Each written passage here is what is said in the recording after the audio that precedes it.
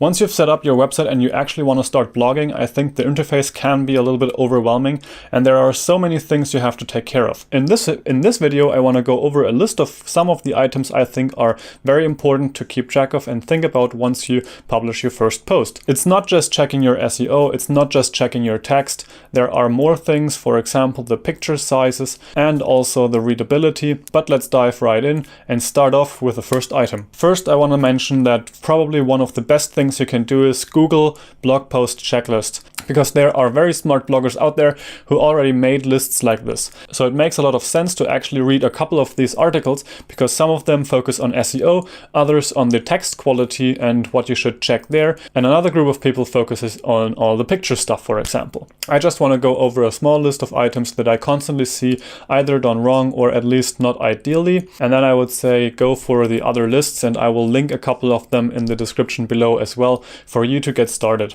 On the screen right now, you can see the first test post I just created on the University User website that I've used throughout this kind of tutorial series. And as you see, we have a title, and in the permalink section here, you can see that it is actually just taking the title and making it also the URL. And I mentioned in the first setup video for WordPress that I think it is the best way to have the permalinks like this without the year and the month, because it's absolutely not necessary and you probably don't really need the date in here, and this way it's just much shorter. What you can also do is just shorten it or edit it yourself and actually make it even shorter. For example, in this case, just name it test post or first post or something like that to make it even more concise. And you can also take into consideration what you want to put in there in terms of SEO. For example, you have one special keyword that should be in there, or actually not just in there, but actually on the first position. So this is actually one of the first things that I would look into once I want to hit publish. Check the title again and check your permalink as well. And of course, not just the title is important, it's also about the shareability and the findability. So down here we have the Yoast SEO plugin, which I also mentioned in my plugin video where I talked about which plugins I would 100% install on almost every website, and one of those plugins is the Yoast SEO plugin. And what you can do here is actually see a preview of the kind of search item that would be displayed once someone finds this post in a search engine like Google, and here you actually see the Google preview kind of. And you can do many things. For example, you can change the title itself, like we can type something completely different here and then it would just replace all this. And you can also see this marker here which indicates how good your post title is. So it's actually helping you to understand what's best for the search engine, and especially there it's important that you have a post that is between a certain character length, and then you can kind of use all the space the search engine gives you. The same thing applies to the slug. As mentioned before, I would definitely put something very meaningful there, or you can also change it here and it just displays differently here and it does not change the actual permalink. So you can kind of trick it around here. And the next thing is the description. In most cases, the description is just the first couple sentences of the post, but that's probably not ideal if you want to have something very concise and specific. So you can put text here as well. And again, you have a marker down here, which actually would also help you to kind of know the perfect length of the description. The focus keyword down here is actually something that is not really important for the search engine itself. It is more important for the Yoast SEO plugin, because it actually uses this kind of keyword to analyze your text, and then you would know if the text is well written in terms of the keyword. So it actually mentions the keyword a couple times, for example. And down here you have the analysis, and this is the one where the focus keyword actually gets taken into consideration. So you have a couple things. You have no focus keyword right now. The text contains 134 words and the minimum is 300. So kind of have a list of things you can change to make the post even better. One more thing you actually can do is the readability check, where Yoast also includes a kind of a check on basis of English reading. So if your text is in German, I'm not 100% sure if this also works. Maybe they have an engine for German texts as well, or other languages for that matter. But for English, this works quite well, and it's quite interesting to see the stats. And you can then change your text accordingly or learn with the process. Maybe you have a text that is finished and you put it in here and it's not perfect, but in the next text you kind of keep your eye open for more of these ideas. And then we have one other tip I would actually do before starting to write the post.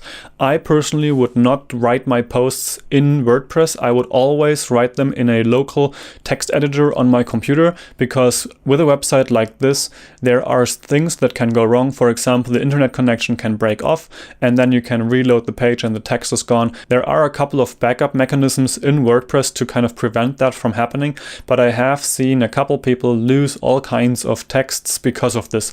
So better write your text locally without the need of an internet connection and just be safe in that area. Then we also have the social stuff here, where you can check how the title and the description should be visible on Facebook and Twitter. And if you want to go all in, you can also upload individual featured images for Facebook and for Twitter, and you actually get tips here which kind of pixel dimensions you should put for Facebook, which is 1200 by 630, and for Twitter it is 1024 by 512. I would say this is a lot of work, and maybe it's already enough to have one featured image and that just gets cropped depending on the platform. But if you want to perfectly make it for every platform, this is the way where you can actually put featured images per platform. And the last setting the Yoast SEO plugin leaves you here is that you can change how the robots should interpret this page.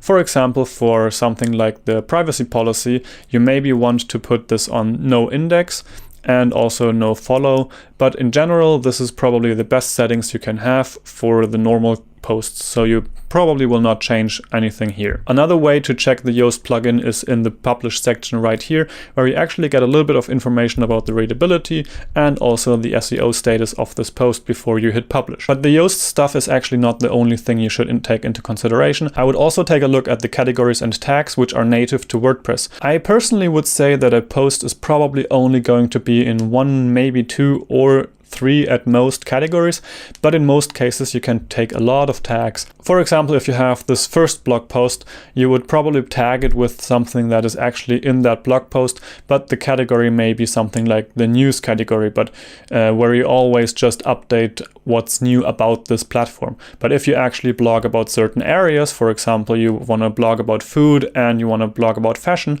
then you maybe want to have 2 categories, which are food and fashion, or even further have categories and subcategories. For example, if you want to blog about food, you have the food category and then you have the subcategory for breakfast and for dinner, for example, or for dessert and main course, something like that.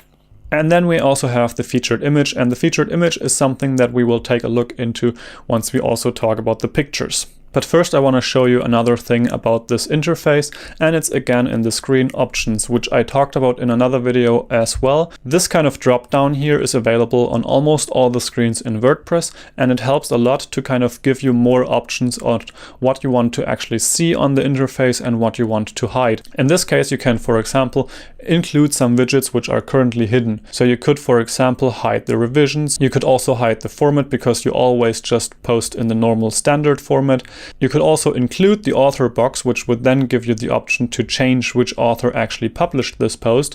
But again, it's something when you are the only one using this platform, it doesn't really make a lot of sense. Then also, if you don't use the categories or the tags, you can obviously disable those as well. And then you have a layout choice between 1 column and 2 columns. I think on most computers, it's 2 column is best, because normally you actually have a computer that is wide enough and then you can just have those here. But if you want to have it in this kind of manner, it may prevent you from accidentally hitting the publish button, which happened to me quite often. Then inside this editor, you obviously can change between visual and text. And also you have the option to use Cornerstone if you're using the X theme or you have Cornerstone bought by itself. But I would not recommend posting blog posts with Cornerstone, because if you ever want to actually leave Cornerstone for another system, or if you want to change away from the X theme, then you would also have to change all the blog posts backwards, because they are based on Cornerstone and they kind of need Cornerstone. So I would not recommend you to do this. I think Cornerstone is a great page builder, but for blog posts, I would rather stay with the normal WordPress stuff. Then let's talk about pictures. Let's say you want to have 2 or 3 pictures in this post. But one of the main things about pictures is that they are actually kind of big in terms of file size compared to normal text. And especially considering how many megapixels we nowadays have in our cameras, even just phones. What you should do there is actually take into consideration how big you upload your files and how big you actually implement them into the post. Now I have 3 pictures right here, and if I open these with the information tab, you can see that they are actually, in terms of size, very different. We have a 27 megabyte file, which is the original picture. We have a 1.3 megabyte file, and we have a file that is almost 700 kilobytes, which is obviously the smallest, but it's also, in terms of aspect ratio, completely different from the others. Now, if we are using something like this in the post, I would go for the smaller version and not the full size version, because in terms of quality, as you can see here, and of course YouTube is kind of compressed and it's not showing the actual quality, but if you look at this kind of picture, it is basically the same picture with like this one, and there's no visible quality degradation, and it's something that is absolutely enough for a website, especially considering that most people on the website will probably look at this, or at least half of the people would actually look at this on a mobile phone, so they have a smaller screen and that way they don't even see the biggest quality. So to actually go from the biggest file to the smaller and then also to the featured image size, I used Photoshop in this case, but you can also set up a setting, for example in Lightroom, to do this kind of automatically when exporting. But I want to go into Photoshop to show you what I actually did here. So now we have the original photo opened. It is the biggest of them all. This is the 27 megabyte version. So once we hit the file, and then we can go to save as, and then we can say, for example, we want to make it the smaller, and I want to save it as JPEG. So let's say save, and I have already created this, that's why it's warning me. So yes, I want to do this.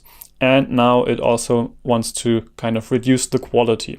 And this says it wants to set it at high.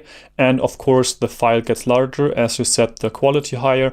But I think 8 or 9 is a quality that you can absolutely work with on a normal WordPress installation. If you are actually a fine art photographer, for example, or your focus is on photography, you may want to upload a bigger picture. But in general, I would say 8 is fine. Then the next step here is also to change the image size, because this image is actually 6000 by 4000, and this is way more than it's actually needed. So we can go down here, for example, we can make it a 2048, and then it automatically links the height when this kind of chain here is clicked.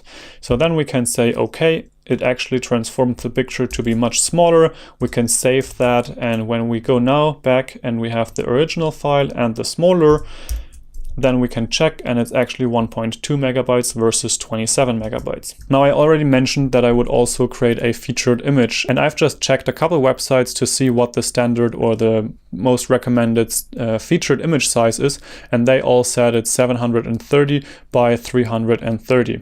So I have just set this into the crop mode, and in the crop mode you can say you want to have a ratio, and there we have set it to 730 to 330, and then it actually crops the picture like this, and I just hit enter twice, and then it actually has the crop like this. So to actually change the image size as well, because right now it's still 2048, we can go into image and then into image size, and here we can say we want to make this 730. So we hit OK, and now we want to save this as a new file, because we don't want to overwrite the smaller, we want to overwrite the featured image. So we just save this and replace. We want to have it at 8 as the quality. And now we can check how the picture size is for all 3 of them. And there we have a 27 megabyte file, then we have a 1.2 megabyte file, and the featured image is actually 161 kilobytes. So we can close all this. Now, once we go back into the WordPress editor, and we can actually hide this screen option stuff here, now we can include the picture we just changed, for example, between these 2 paragraphs. And there we want to have the smaller one. And now the picture is actually uploaded, and we can change the title, the caption, the alt text, and the description. The title is something that is not really visible, and it's something that I would take into consideration, especially for the search engines. There are also many people who say that the file name itself you should change before you're uploading the image to actually have a name that is descriptive, because then the search engines again find those pictures better, especially if you want pictures to be found for your blog, for example, or for certain topics. You should have those keywords in the picture name and then upload it to your WordPress site. Now the caption is something that is actually shown beneath the picture, and the alt text is especially for blind or seeing impaired people who cannot see the picture. They can actually use a screen reader to see the alt text. But the alt text is also something important for search engines, and it's something that is displayed once you hover the mouse over a picture and then stay there for a moment, then you actually see the alt text. What you can do down here is the alignment. You can make it center, right, or left, and you can link to something. I personally prefer to link to the media file, especially if you also have a Lightbox plugin installed that then gives you the opportunity to kind of open the picture on the page without leaving the page. This way the quality picture is actually linked once the person clicks on it and not before. So you can actually load the medium file size, for example, in this case the 900 by 600, into the post, and then you have the link to the original size picture right here. And this way it's actually a smaller package for the website to load, and that is very important for SEO and for usability, because people don't want to wait for your page to actually load, so it's faster. I want to make this the center, and then we say insert post, and as you can see it's actually inserted into the post in the center mode, and it's also the settings are actually here, that the media file is the link and the screens and the picture size is medium. So we update this, and now we can also add the featured image, and of course you can just choose any picture as the featured image, but this would maybe be a bit strange because then in the design it actually shows those pictures in different sizes and some are cropped and others are not. So I would actually have one style of feature image that I will always use. So I would have, for example, a aspect ratio that I stick to, and also maybe you want to put some text on those featured images. So now we have the 730 by 330 picture uploaded as well for the featured image. And we can set this featured image right here. So this is set. Now the only thing that's left to do is either hit save draft and then preview, or just hit publish and the post gets published automatically into the RSS feed onto your site and everything. So we can preview the post right here, and then we can see how it actually looks in terms of featured image up here. Then we have the text here and our picture right here. And once I click that, it actually opens the picture, and it opens the 1.2 megabyte version and not the 27 megabyte version, because if you actually take the files from your camera and just upload them, or you take them into Lightroom and export them at maximum quality, you would have the 27 megabyte file right here, and 27 megabytes I would say is way too much to actually use on something like this website, or in this case. It is something that is very nice for editing, it is something that is very nice for cropping or maybe printing, but it's not necessary on here. So we can go back to the post, and now I would say this is pretty much ready, and we can hit the publish button. Now, as I mentioned, this is not a complete list of all the things you should do before publishing the post. I have linked a couple of those checklists in the description below, but these are a couple of things that I would say are important to check. The Yoast SEO plugin for the SEO stuff, then you have the category and tags, and of course the slug or the permalink, and then also the pictures. Please do not upload the 27 or 20 megabyte versions of your pictures. Please resize them for the web. I would say something that is greater than 2000 pixels in the width, because most screens out there are probably 1920 in width, so you are pretty safe with something that is close to 2000. If you, however, want to take into consideration the Retina screens, then you would have to upload something that is 3000 or even 4000 in the width. But I think that sometimes it's more important to have a faster loading page than the highest quality picture on there. But if you're actually a photographer or want your highest quality pictures on a page, then you obviously want to do something like the highest quality that is possible. Still not the 27 megabyte file, I hope, but something that is much bigger than the 2000 pixels. Now please leave your tips, what you check before publishing the post, in the comments below. Also, you can ask questions there and I will try to answer some. And if you want to work with me personally on your WordPress site, you can email me. The email is in the description down below. Also, share this video with someone who needs a kind of post workflow or know a little more about the picture quality on his posts. Please share this video, and if you liked the video, give it a thumbs up. Subscribe to this channel for new videos like this almost every day, and I will see you in the next one. Bye.